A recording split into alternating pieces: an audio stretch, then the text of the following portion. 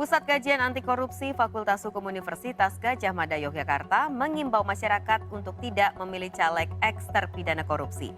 Hal ini terkait dengan sejumlah nama eks koruptor yang masih maju sebagai bacalek di pemilu 2024. Majunya sejumlah mantan koruptor untuk menjadi anggota legislatif Dewan Perwakilan Rakyat maupun Dewan Perwakilan Daerah resahkan publik. Walau sudah menjalani masa tahanan, masyarakat takut mereka belum belajar dari kesalahannya di masa lalu. Berkelakuan baik kalau mantan koruptor jelas enggak ya. Karena sudah jelas koruptor itu mempunyai cacat untuk saat dia diberi kuasa membuat kebijakan itu sudah salah. Jadi tentunya merugikan orang banyak. Harusnya sih peraturan yang ada, perundang-undangan yang ada mewajibkan terpidana narapidana korupsi untuk dicabut hak politiknya seumur hidup sih. Enggak ya, harusnya nggak usah gitu, jangan. Karena kan namanya calon legislatif itu perwakilan dari rakyat ya.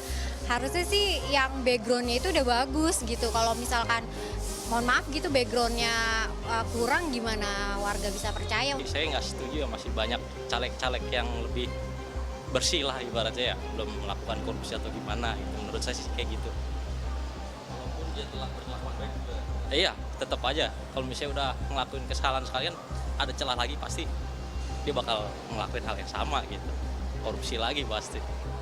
Kalau yang kayak gitu sih aku kurang setuju ya, soalnya apa nggak ada orang lain lagi gitu kan, masih ada juga orang-orang yang masih bersih ya. Kalau dia koruptor terus masih korupsi lagi kan aku nggak mau gitu. Janganlah diganti gitu kan, karena itu bakalan bisa mengurangi rasa percaya warga Indonesia karena dia pernah jadi mantan koruptor kan. Takutnya khawatir kejadian itu bisa ulang lagi ke depannya, jadi lebih baik digantilah. Indonesia Corruption Watch 25 Agustus lalu merilis 12 nama eks-koruptor yang masih maju sebagai bakal calon legislatif DPR RI dan DPD RI. Ada nama-nama seperti Susno Duaji, Nurdin Khalid, dan Rohmin Dahuri yang mencalonkan diri jadi caleg DPR RI. Sementara Irman Gusman dan Patrice Rio Capella mencalonkan jadi caleg DPD RI.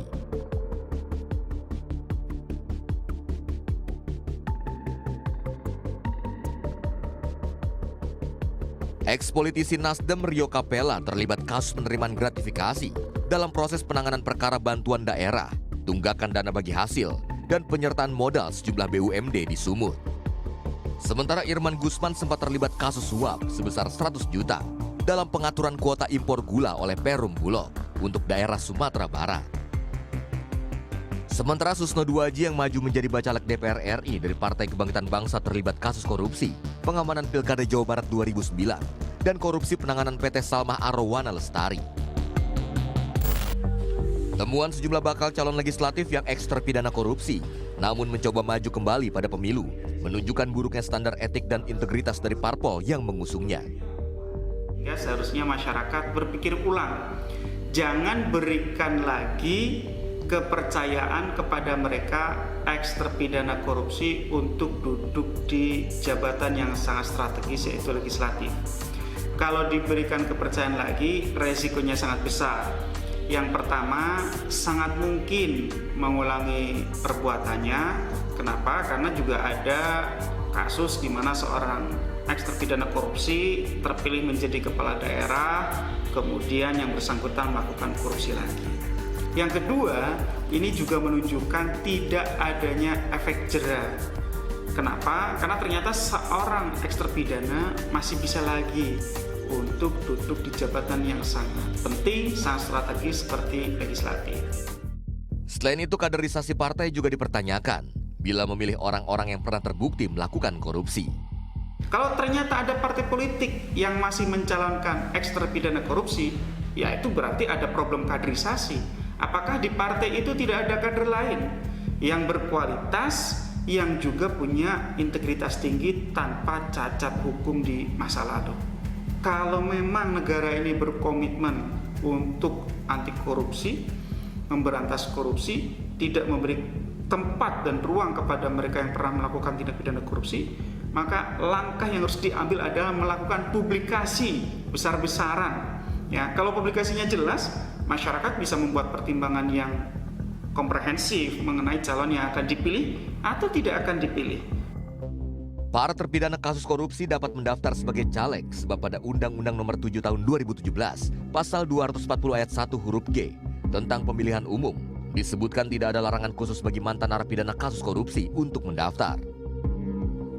Dijelaskan bahwa calon tidak pernah dipidana penjara berdasarkan putusan pengadilan yang berkekuatan hukum tetap karena melakukan tindak pidana yang diancam dengan pidana penjara 5 tahun atau lebih. Tapi bila mau secara terbuka dan jujur mengemukakan kepada publik bahwa yang bersangkutan adalah mantan terpidana, ia masih bisa menjadi bacalek. Andreas Sigit Pamungkas melaporkan untuk NET.